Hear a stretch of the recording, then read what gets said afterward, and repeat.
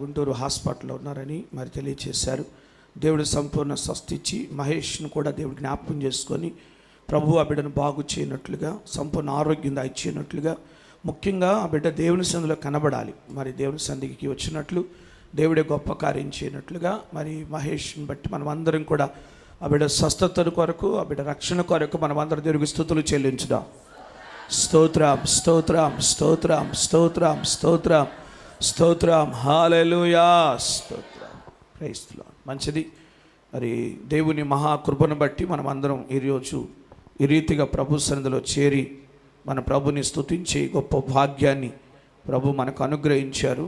అందుని బట్టి మనం ఎంతైనా దేవుని ఘనపరచాలి. హల్లెలూయా హల్లెలూయా. మంచి పేరే సమయంలో కొద్ది నిమిషాలు దేవుని వాక్య భాగంలోండి కొన్ని మాటలు మనం ధ్యానం చేద్దాం. అందరూ కూడా బైబిల్ గ్రంథాలు తెరచి చూడండి. మత్తయి సువార్త 7వ అధ్యాయం, మత్తయి సువార్త 7వ అధ్యాయం 13వ వచనం 14వ వచనాన్ని మనం చదువుకుందాం. ఇరుకు ద్వారమున ప్రవేశించుడి, నాశనమునకు పోవు ద్వారము వెడల్పును, ఆ దారి విశాలమునై ఉన్నది, దాని ద్వారా ప్రవేశించువారు అనేకులు. జీవమునకు పోవు ద్వారము ఇరుకును, ఆ దారి సంకుచితమునై ఉన్నది, దాన్ని కనుగొను వారు కొందరే. చాలు. దేవునికి స్తోత్రం. ప్రభునందు పేర మనం మత్తయి సువార్తలో ప్రభు అయినటువంటి యేసుక్రీస్తు కొండ మీద చేసినటువంటి ప్రసంగాన్ని మనం ధ్యానం చేస్తున్నాం. మొదటి నుండి మనము ఈ ప్రసంగాన్ని గురించి ధ్యానిస్తున్నాం. ఇది సుదీర్ఘమైనటువంటి ప్రసంగం. మత్తయి సువార్త 5వ అధ్యాయం 1వ వచనం నుండి ఆరంభమై 7వ అధ్యాయం 28వ వచనం వరకు, ఆఖరి వరకు ఈ ప్రసంగం కొనసాగినట్లుగా మనం లేఖనంలో మనం జ్ఞాపకం చేసుకుంటూ ఉన్నాం. ఇప్పటి వరకు చాలా శ్రేష్టమైన సంగతులు ప్రభు మనతో మాట్లాడుతూ వచ్చారు. ఇప్పుడు మనం చదువుకున్న 7వ అధ్యాయం 13, 14 వచనాలు, అలాగే ఈ అధ్యాయం చివరి వరకు ఉన్నటువంటి మాటలు, ముఖ్యంగా 27వ వచనం వరకు ఉన్నటువంటి మాటలు మనము జ్ఞాపకం చేసుకుంటే, యేసుక్రీస్తు ప్రభులు వారు చేసిన ఈ సుదీర్ఘమైనటువంటి ప్రసంగంలో చివరిగా 4 హెచ్చరికలతో ఆయన ఈ ప్రసంగాన్ని ముగిస్తున్నాడు. 4 హెచ్చరికలతో ఈ ప్రసంగాన్ని ఆయన ముగిస్తున్నాడు. ఏమిటి ఆ హెచ్చరికలు అనంటే, ఒకటి మార్గమును గూర్చినటువంటి హెచ్చరిక. పరలోక రాజ్యములో ప్రవేశించాలి అనంటే ఆయన మార్గమును గూర్చినటువంటి హెచ్చరికను గూర్చి, తర్వాత అబద్ధ ప్రవక్తలను గూర్చిన హెచ్చరిక, అబద్ధ ప్రవక్తలను గూర్చిన హెచ్చరిక, మరొకటి వట్టి మాటలను గూర్చినటువంటి హెచ్చరిక, వట్టి మాటలు మాట్లాడే పరిస్థితులను గూర్చినటువంటి హెచ్చరిక, అలాగే చివరిగా స్థిరమైన పునాదిని గూర్చినటువంటి హెచ్చరిక. ఈ 4 హెచ్చరికలతో ఆయన ఈ ప్రసంగాన్ని ముగిస్తున్నట్లుగా మనము దేవుని వాక్యాన్ని బట్టి మనం గ్రహించాలి. ఈ ప్రసంగాన్ని ఆయన ముగిస్తూ చాలా ప్రాముఖ్యంగా ఈ హెచ్చరికలు తెలియచేశారు. ఈ 4 హెచ్చరికల్లో మొదటిది పరలోక రాజ్య ప్రవేశమును గురించినటువంటి హెచ్చరిక. పరలోక రాజ్యంలో ప్రవేశించాలి అని అంటే ప్రతి మనుషుని ఎదుట, ప్రతి వ్యక్తి ఎదుట దేవుడు 2 మార్గాలు ఉంచాడు. ఇక్కడ ఒక ప్రాముఖ్యమైన మాటను ఆయన చెప్తున్నాడు. ఏంటంటే, ఇరుకు ద్వారమున ప్రవేశించుడి అని అంటాడు. ఏం చేయాలంట? ఇరుకు ద్వారమున ప్రవేశించుడి అని చెప్తాడు. ఇరుకు ద్వారములో మీరు ప్రవేశించండి. ఇరుకు ద్వారం విశాలమైన ద్వారం, ఇరుకు మార్గం విశాలమైన మార్గం. ఈ రెండు మార్గాల గురించి, రెండు ద్వారాల గురించి యేసుక్రీస్తు ప్రభుల వారు ఇక్కడ చక్కని విషయాలు ఆయన ప్రకటించినట్లుగా మనం చూస్తాం. యోహాను సువార్త 10వ అధ్యాయం 9వ వచనం చదవండి ఒకసారి.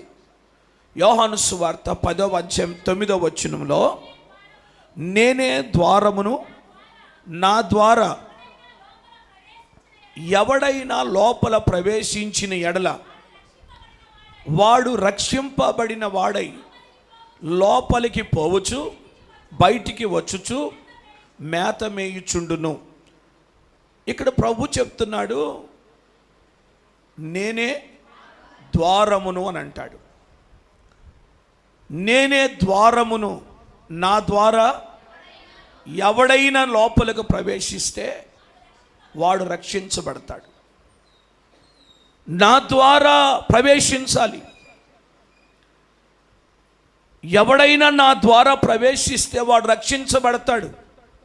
వాడు లోపలికి వచ్చుచు బయటికి వెళ్ళుచు మేత మేయుచుండును అని చెప్పాడు.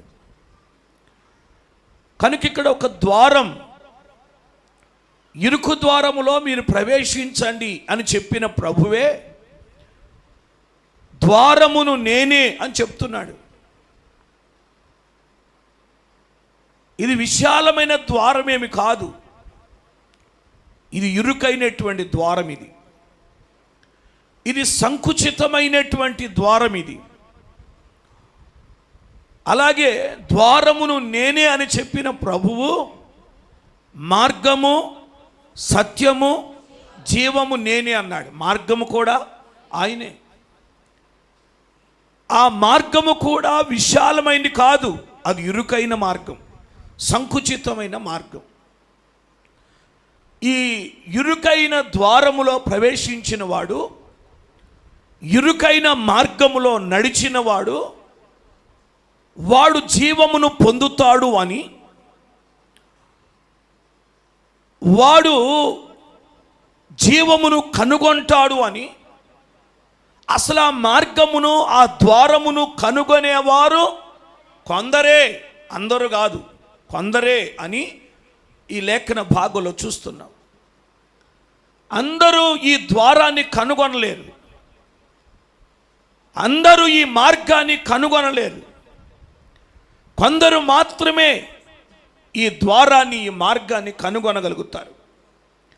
ఎవరైతే కనుగొంటారో ఆ మార్గాన్ని, ఆ ద్వారాన్ని ఎవరైతే కనుగొంటారో వారు జీవము పొందుతారు, వారు రక్షించబడతారు.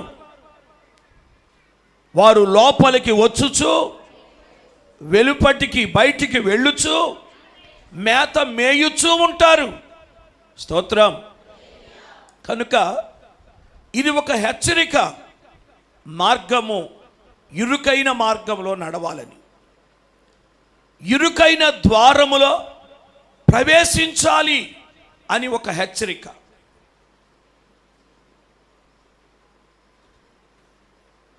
ఈ ద్వారములో ప్రవేశించాలి. మనం ఏమి కోరుకుంటామంటే, ద్వారం విశాలంగా ఉండాలి, ఈ ద్వారం సరిపోవట్లేదు, పెద్ద ద్వారం కావాలి, మార్గం సరిపోవట్లేదు, పెద్ద మార్గం కావాలి, ఆ మార్గములో నడవాలి అని చెప్పి ఇలాగూ మనము విశాలమైన మార్గాల గురించి, విశాలమైన ద్వారాల గురించి మనం ఆలోచన చేస్తూ ఉంటాం. ఒకరోజు ఈ లోకాన్ని, లోకములో ఉన్న సమస్తాన్ని మనం విడిచిపెట్టి వెళ్ళిపోవాలి. మనకున్నది ఏది కూడా మనం వెంట పెట్టుకొని వెళ్ళాం. నీ ఒక్కడివే లేక ఒక్కదానివే వెళ్ళాలి. నీతో పాటు ఎవరు రారు, నీతో పాటు ఏది కూడా రాదు. అదేనా? నీ ఇల్లు, నీ ఆస్తి, నీ పొలం, నీ డబ్బు, నీ సామాన్లు అన్నీ మేరేసుకొని 10 టైర్ లారీలాగా వెళ్ళే పరిస్థితి ఏం కాదు. ఇక్కడ అన్నీ ఇక్కడ విడిచిపెట్టాలి, ఒక్కడవ మాత్రమే వెళ్ళాలి, ఒక్కదాని మాత్రమే వెళ్ళాలి. నీకెంత మార్గం కావాలి? స్తోత్రం. నీకెంత మార్గం కావాలి? ధనవంతుడు పరలోక రాజ్యములో ప్రవేశించుట దుర్లభము అన్నాడు. దేనికంటే ఒంటె సూది బెజ్జములో దూరుట కంటే కూడా ధనవంతుడు పరలోక రాజ్యంలో ప్రవేశించటం దుర్లభం. ఈ ధనమంతా వేసుకొని వెళ్తే ఎక్కడ పడతాడు? ఆ సూది బెజ్జంలో. దేవుని స్తోత్రం. ఏమండి, ఆ సూది బెజ్జంలో ఎలా పడతాడు? ఎలా వెళ్ళగలుగుతాడు? అంటే సూది బెజ్జం అంటే సూది బెజ్జం అని కాదు, చిన్న ద్వారం, అది ఇరుకైన ద్వారం. అన్నీ వేసుకొని పరలోకానికి వెళ్ళాలంటే ఆ ద్వారంలో ప్రవేశించరు, ఎవరు పట్టరు. దేవునికి స్తోత్రం. ఏమండి, పూర్వ దినాల్లో సూది బెజ్జం అనేటువంటి ద్వారం ఒకటి ఉంటుంది. ఏమండి, పూర్వ దినాల్లో పెద్ద పెద్ద లోగిళ్ళు ఉన్నవాళ్ళు పెద్ద గేటు పెడతారు. ఆ పెద్ద గేటు పొద్దాకల తీయటం వేయటం చాలా కష్టమని దానికి ఒక చిన్న గేటు కూడా ఉంటుంది. అలానా ఆ గేటు తీసి లోపలికి వెళ్తాడు. ఈ గేటునే వాడుతూ ఉంటారు ఎక్కువగా. మనుషులు వెళ్ళాలంటే ఈ గేటునే వాడతారు. అప్పట్లో అలాంటి ద్వారాలు ఉండి వ్యాపారస్తులు వారు పట్టణానికి వెళ్ళి వారు కావలసిన సరుకులన్నీ కొని, కావలసిన వస్తువులన్నీ కొని వాటిని తీసుకొని వారు ఆ ద్వారం దగ్గరికి వచ్చినప్పుడు ఆ ద్వారంలో ప్రవేశించాలంటే ఏమండి, ఆ ద్వారంలో ప్రవేశించాలంటే సాయంత్రం లోపల రావాలి. అప్పటి వరకు పెద్ద గేటు తీసి ఉంటుంది. సాయంత్రం అయిందంటే, చీకటి పడిందంటే పెద్ద గేటు మూసేస్తారు. ఇక చిన్న గేట్లో వెళ్ళాలి. ఈ చిన్న గేట్లో వెళ్ళటానికి వీళ్ళు ఏం చేయాలంటే ఆ సామాన్లన్నీ తీసి, అండ్ ఆ ఒంటెల మీద నుండి ఆ సామాన్లను దించి ఈ ఒంటిని ముందు లోపలకు పంపించి ఒక్కొక్క సామాను లోపలికి చేర్చుకొని మరలా అవన్నీ ఒంటి మీద పెట్టుకొని మరలా వాళ్ళు బయలుదేరేసరికి మళ్ళీ ఏం చేస్తారు? ఇప్పుడు ఈ రాత్రి అంతా పడిన ప్రయాసం అంతా అది తెల్లారేసరికి పెద్ద గేటు ఓపెన్ చేస్తారుగా. ఏమండి, ఇక ఈ పెద్ద గేటు ఓపెన్ చేస్తే ఇంక వాళ్ళు రాత్రి అంతా పడిన ప్రయాసం అంతా వ్యర్థమేగా. దేవునికి స్తోత్రం. ఏమండి, రాత్రంతా ప్రయాసపడతారు కానీ ఏమీ కూడా ఉపయోగం ఏమీ లేదు. కనుక ఆ సూది బెజ్జంలో వెళ్ళాలంటే ఏమీ లేకుండా వెళ్ళాలి. ఇప్పుడు మనము కూడా ఇరుకు మార్గంలో వెళ్ళాలి అంటే, లేకపోతే ఆ ఇరుకైన ద్వారములో మనం ప్రవేశించాలంటే నీవు ఒక్కడివే వెళతావు, నువ్వు ఒక్కదానివే వెళతావు. నీతో పాటు నీ ఆస్తి, నీ సంపద, నీ పొలము, నీ ఇల్లు, దేవుని స్తోత్రం, ఒక్కడు కూడా నువ్వు తీసుకొని వెళ్ళావు. ఎన్ని ఇళ్ళున్నా అన్నీ అక్కడ వదిలిపెట్టి వెళ్ళాల్సిందే. స్తోత్రం. కనుక ఇప్పుడు ఈ మార్గములో ప్రవేశిస్తే వాడు జీవమును కనుగొంటాడు. ఈ మార్గంలో ప్రవేశిస్తే వాడు రక్షించబడతాడు. ఈ మార్గంలో ప్రవేశిస్తే వాడు పరలోక రాజ్యాన్ని స్వతంత్రించుకుంటాడు. కనుక ఆ ఇరుకు ద్వారములో ప్రవేశించాలి, ఇరుకు మార్గంలో నడవాలి, ఇరుకు మార్గంలో నడవాలి. ఇది ప్రభువు హెచ్చరిక చేస్తున్నాడు. మీరు ఒకవేళ విశాలమైన మార్గాన్ని ఎన్నుకుంటారేమో, విశాలమైన ద్వారాన్ని ఎన్నుకుంటారేమో, అది మీకు మేలుకరమైన కాదు, అది మీకు ఆశీర్వాదకరమైన కాదు. కనుక మీరు ఇరుకైన మార్గంలో నడవండి, విశాలమైన మార్గము కాదు అని ఇక్కడ మాటల్లో ఆయన హెచ్చరిక చేస్తున్నట్టుగా మనం చూస్తాం. ఈ మాటలో చెప్తూ ఆయన ఏమంటాడంటే 13వ వచనంలో, నాశనమునకు పోవు ద్వారము వెడల్పును, ఆ దారి విశాలమునై ఉన్నది, దాని ద్వారా ప్రవేశించువారు అనేకులు. ఏమండి, ఈ ద్వారంలో ప్రవేశించువారేమో అనేకులు, ఇరుకు ద్వారంలో ప్రవేశించేవారేమో కొందరే అన్నాడు. ఆ కొందరిలో నీ ఉండాలి, ఆ కొందరిలో నీ కుటుంబం ఉండాలి, ఆ కొందరిలో నీ పిల్లలు ఉండాలి, ఆ కొందరిలో నీ రక్త సంబంధికులు ఉండాలి. స్తోత్రం. పరలోక రాజ్యాన్ని స్వతంత్రించుకోవటానికి ఎంతైనా అవకాశం ఉంటుంది. ప్రభు చెప్తున్నాడు కొన్ని హెచ్చరికలు. ప్రభు చెప్తూ ఆయన ఇశ్రాయేలు ప్రజలతో మాట్లాడుతూ కొన్ని ఆజ్ఞలు ఆయన తెలియచేసినట్లుగా లేఖనంలో చూస్తాం. ద్వితీయోపదేశకాండం 30వ అధ్యాయం 15వ వచనం చదవండి ఒకసారి. చూడుము, చూడుము, నేడు నేను జీవమును, మేలును, మరణమును, ఏంటంట, కీడును నీ ఎదుట ఉంచి ఉన్నాను. అది నీ ఎదుట ఉంచి ఉన్నాను. ఇశ్రాయేలుతో చెప్తున్నాడు. దైవజనుడైన మోషే ద్వారా మాట్లాడుతున్నాడు. ఇదిగో నీ ఎదుట నేను జీవమును ఉంచాను, మేలును ఉంచాను, మరణాన్ని ఉంచాను, కీడును కూడా ఉంచాను. నీ ఎదుట జీవముంది, మరణముంది. నీ ఎదుట మేలుంది, కీడుంది. నువ్వు ఎటు వెళతావు, ఏమి కోరుకుంటావు? చదవండి ఆ తర్వాత మాటలు కొన్ని. నీవు బ్రతికి విస్తరించున్నట్లుగా నీ దేవుడైన యెహోవాను ప్రేమించు, ఆయన మార్గములందు నడుచుకో, ఆయన ఆజ్ఞలకు కట్టడలను విధులను ఆచరించుమని నేడు నేను నీకు ఆజ్ఞాపించుచున్నాను. అట్లు చేసిన ఎడల నీవు స్వాధీనపరచుకొనుటకు ప్రవేశించు దేశములో నీ దేవుడైన యెహోవా నిన్ను ఆశీర్వదిస్తాడు. దేవుని స్తోత్రం, హల్లెలూయా. నువ్వు ఆయన మాట వినాలి, ఆయన కట్టడలు, ఆయన విధులను అనుసరించాలి. ఆయన నీవు కోరుకున్న దేశంలో, నీతో వాగ్దానం చేస్తున్న దేశంలో ఆయన నిన్ను ప్రవేశపెడతాడు. ఆ దేశము ఆశీర్వాదకరమైన దేశం, అది దీవెనకరమైన దేశం, అది సస్యశ్యామలమైన దేశం, అది సమృద్ధి కలిగిన దేశం. అక్కడ ఆ ఆశీర్వాదం ఉంది. ఆ దేశానికి ఆయన నిన్ను నడిపిస్తాడు. స్తోత్రం. కనుక ఆయన మాట విను, ఆయన మాట విని నడుచుకో. నీ ముందే జీవమును, మరణాన్ని ఉంచాడు, మేలును, కీడును నీ ఎదుట ఉంచాడు. ఎటు నడుస్తావు, ఎటు ప్రయాణం చేస్తావు, ఒకసారి నీవు జ్ఞాపకం చేసుకొని చెప్తాడు. తర్వాత మాటలు చదవండి. అయితే ఒకవేళ నీ హృదయం గనక తిరిగిపోతే, నువ్వు విననొల్లకపోతే, నీవు ఏడవబడిన వాడవై, ఏమైందంట, ఏడవబడిన వాడవై, విననొల్లక ఏడవబడిన వాడవై, అన్య దేవతలకు నమస్కరించి పూజించిన ఎడల నిశ్చయముగా మీరు నశించిపోతారు. మీరు ఏడవబడుతున్నారు. ఒకవేళ నా మాట వినకుండా, నాకు లోబడకుండా, నా ఆజ్ఞలను గైకొనకుండా, మీ ఆలోచన బట్టి, మీ సొంత నిర్ణయాన్ని బట్టి ఒకవేళ మీరు తప్పిపోతే, మీరు మార్గం తొలగిపోతే, మీరు నన్ను విడిచిపెడితే, మీరు మీ మనసులు త్రిప్పబడితే, మీరు ఏడవబడితే నిశ్చయముగా మీరు నశించిపోతారు. అది విశాలమైన మార్గం, ఆ మార్గంలో నశించిపోతారు. అది విశాలమైన ద్వారం, ఆ ద్వారంలో ప్రవేశించిన వాడు నశించిపోతాడు.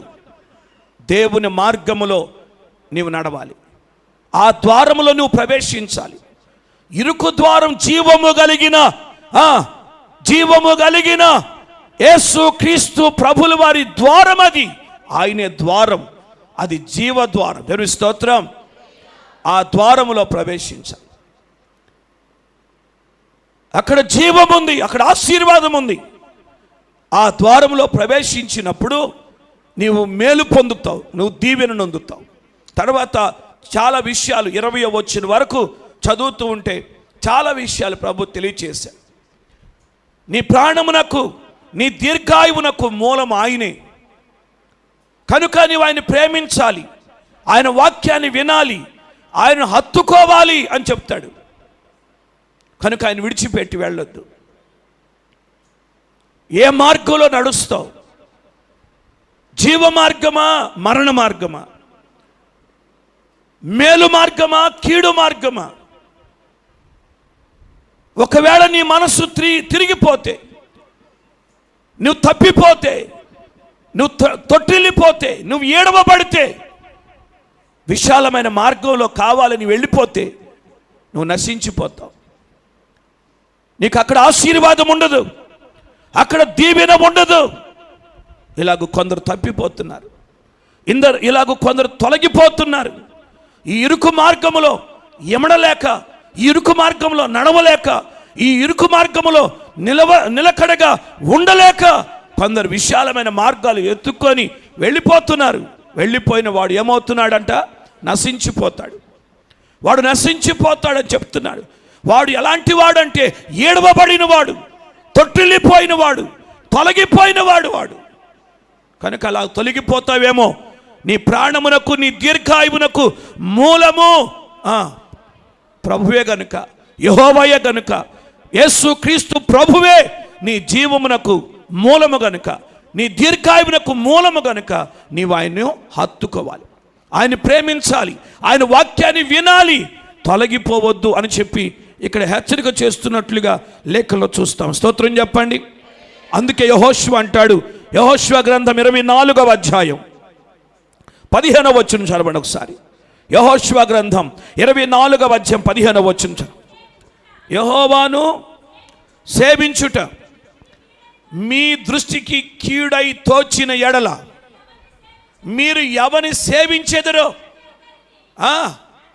నది అద్దరిని మీ పితరులు సేవించిన దేవతలను సేవించెదరో, అమోరీల దేశమున మీరు నివసించుచున్నారే వారి దేవతలు సేవించెదరో, నేడు మీరు కోరుకోనండి.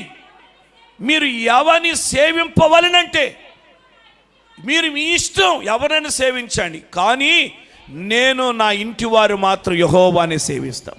2 చేతులు స్తోత్రం చెప్పండి. కొంచెం గట్టిగా స్తోత్రం చెప్పండి. హల్లెలూయా. యెహోషువ అంటున్నాడు ఇశ్రాయేలుతో. ఎప్పుడు ఈ మాట చెప్పింది? ఎప్పుడు ఈ మాట చెప్పింది?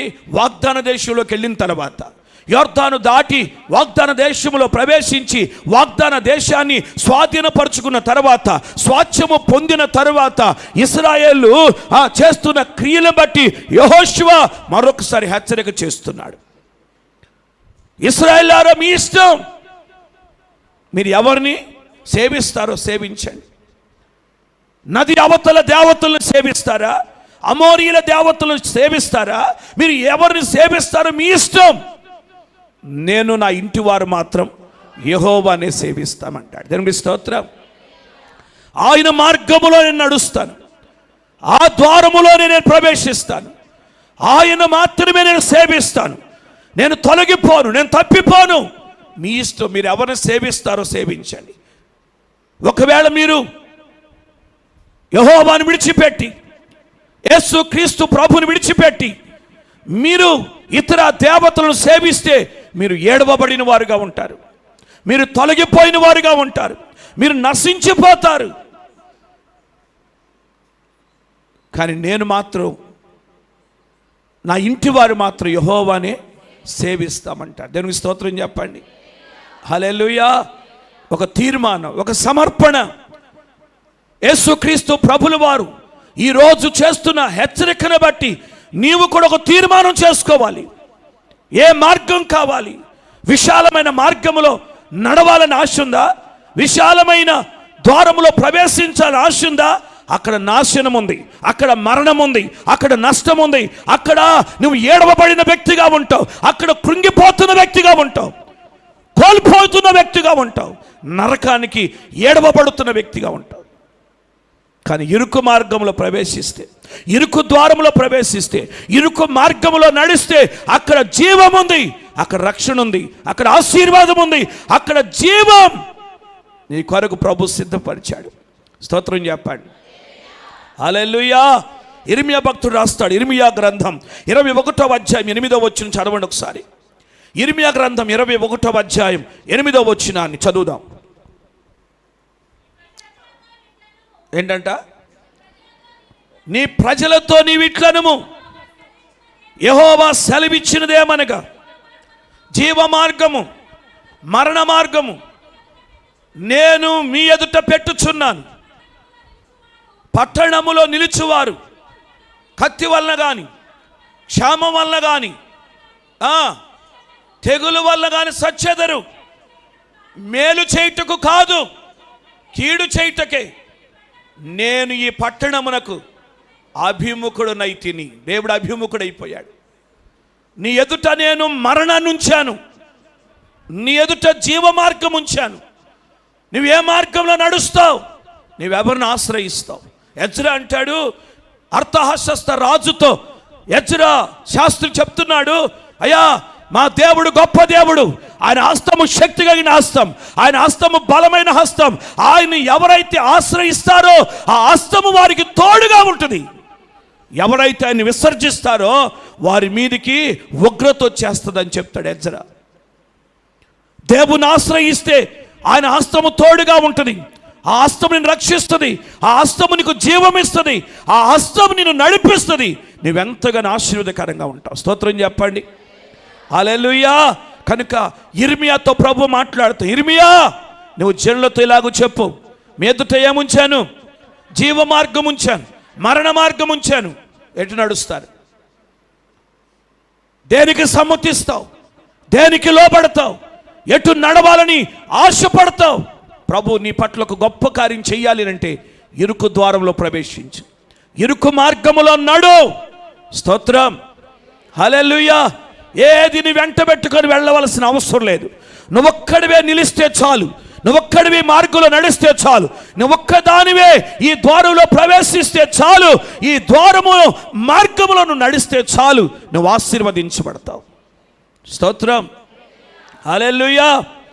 నువ్వన్నీ కూడా తీసుకొని వెళ్ళాలి అని అంటే ఈ ద్వారములో నువ్వు పట్టవు, వెళ్ళలేవు.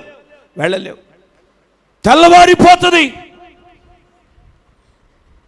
ఉపయోగం లేదు, ఆశీర్వాదాన్ని కోల్పోతావు.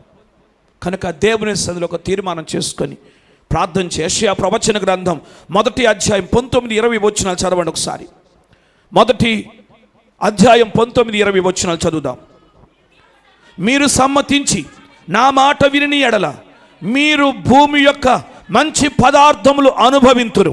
సమ్మతింపక తిరుగబడిన ఎడల నిశ్చయముగా మీరు ఖడ్గము పోలగుదురు. యెహోవా ఇలాగుననే సెలవిచ్చుచున్నాడు. స్తోత్రం. యెషయా చెప్తున్నాడు, యెహోవా ఇలాగుననే సెలవిస్తున్నాడు. ఏమని? మీరు సమ్మతించి ఆయన మాట వింటే భూమి యొక్క మంచి పదార్థాలు మీరు అనుభవిస్తారు.